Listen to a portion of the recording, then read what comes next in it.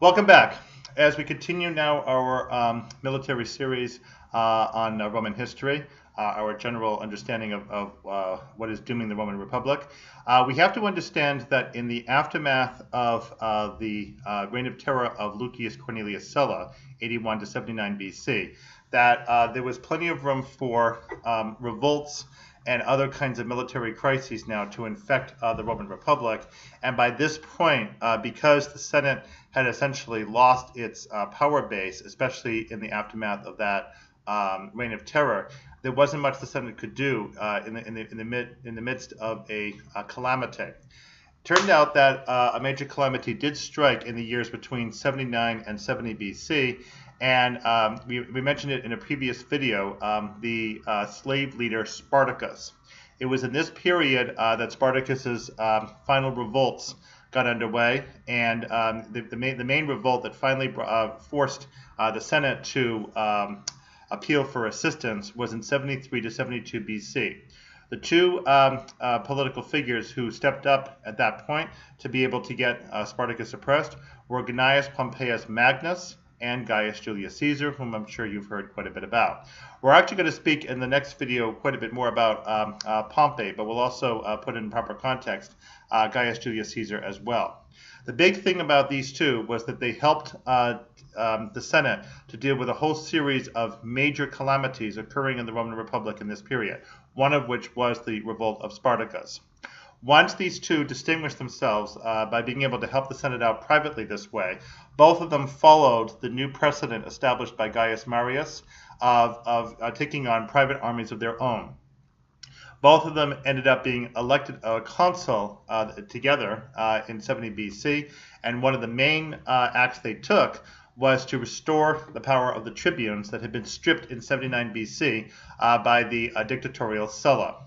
Now, this relationship between these two leaders and the plebs, including the tribunes, brings to rise a new split in Roman politics. This split has to do with patricians, even though it can also have something to do too with plebeians as well. We're talking about patricians, leaders who are in favor of giving support to the plebs versus patricians who refuse to do so. The term for those who insist that power has to stay within the Roman Senate and the senatorial families is optimates, which is from the Latin word optimus, meaning the best, kind of like that cartoon character Optimus Prime. The populares is the term that, although it looks like the word popular, that's a little misleading. Populares refers to political leaders who are out to serve the people or the populace in distinction from the aristocratic body. Now, Sulla, of course, would be an optimatus. Both Pompey and Caesar recognized in the crisis period of the 70s BC that they could, just like Marius did, gain power for themselves in the absence of proper leadership from the Senate by going to the populace, appealing to them, and getting loyalty from them in the form of troops, forces who would support them. So it was with that amassing of forces that Pompey and Caesar were able to become serviceable to the state by eliminating the revolt by Spartacus and taking care of several other crises in that period. So by the time they showed up in 70 BC, they had lots of loyalty around them, and the Senate really had not much choice but to work with them in order to deal with many of these crises.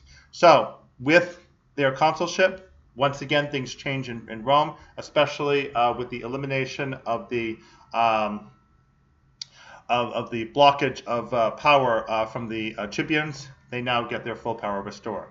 It turns out that the advent of these two, in addition to some other noteworthy politicians along with them, is very timely because a new crisis is about to come, and this one has significant effects not only for Rome itself, but also in current day. I'm going to make a connection here between ancient Roman politics and 9/11. Okay, we'll see you very shortly in the next video.